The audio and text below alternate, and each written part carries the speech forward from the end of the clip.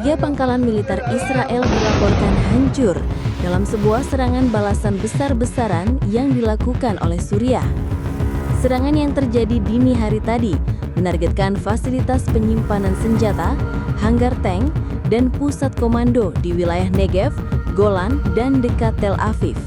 Kementerian Pertahanan Israel belum memberikan pernyataan resmi, namun laporan awal menyebutkan kerugian mencapai lebih dari 1.000 triliun rupiah setelah ratusan unit tank, kendaraan lapis baja, dan sistem pertahanan udara Iron Dome dihancurkan.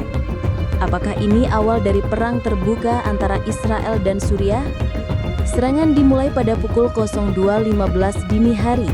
Menurut laporan yang beredar, Suriah meluncurkan gelombang pertama 48 rudal balistik jarak menengah ke pangkalan militer Israel di Negev.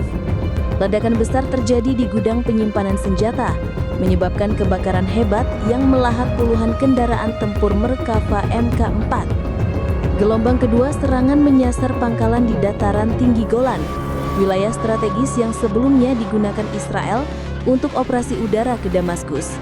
Sementara gelombang ketiga menargetkan pangkalan militer dekat Tel Aviv, menghantam pusat komando komunikasi dan radar, melumpuhkan sebagian jaringan pertahanan udara Israel. Analis militer memperkirakan kerugian mencapai 1.000 triliun rupiah atau sekitar 65 miliar dolar AS. Di antara kerugian itu termasuk 74 unit tank Merkava hancur total, 112 kendaraan lapis baja Namr dan Eitan terbakar, 6 sistem pertahanan Iron Dome tidak lagi berfungsi. Ribuan amunisi presisi tinggi meledak di gudang penyimpanan. Kerugian ini membuat Israel berada dalam kondisi yang sangat rentan jika terjadi serangan susulan. Menurut sumber intelijen regional, serangan balasan ini adalah respon atas serangan udara Israel ke fasilitas militer Suriah di dekat Damaskus pekan lalu yang menewaskan 23 tentara Suriah. Serangan Suriah disebut sangat terkoordinasi, melibatkan unit rudal SSM dan dukungan cyber yang mematikan sistem radar Iron Dome selama 7 menit. Cukup untuk membuat ratusan rudal masuk ke wilayah Israel tanpa terdeteksi. Pemerintah Israel mencoba meredam kepanikan publik dengan menyebut ledakan di pangkalan sebagai kebakaran akibat malfungsi teknis.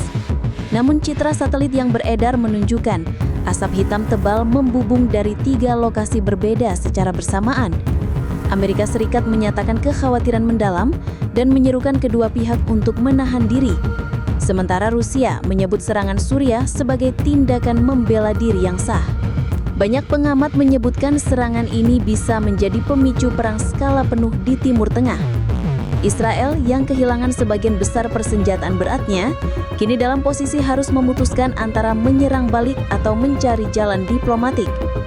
Perdana Menteri Netanyahu belum memberikan pernyataan publik sejak insiden ini terjadi. Beberapa pihak menduga ia sedang menimbang risiko keterlibatan Iran secara langsung jika konflik ini berlanjut. Serangan yang melumpuhkan 3 pangkalan militer Israel ini menandai babak baru dalam ketegangan Timur Tengah. Apakah Israel akan melakukan serangan balasan yang lebih besar? Ataukah ini akan menjadi awal dari eskalasi yang melibatkan banyak negara?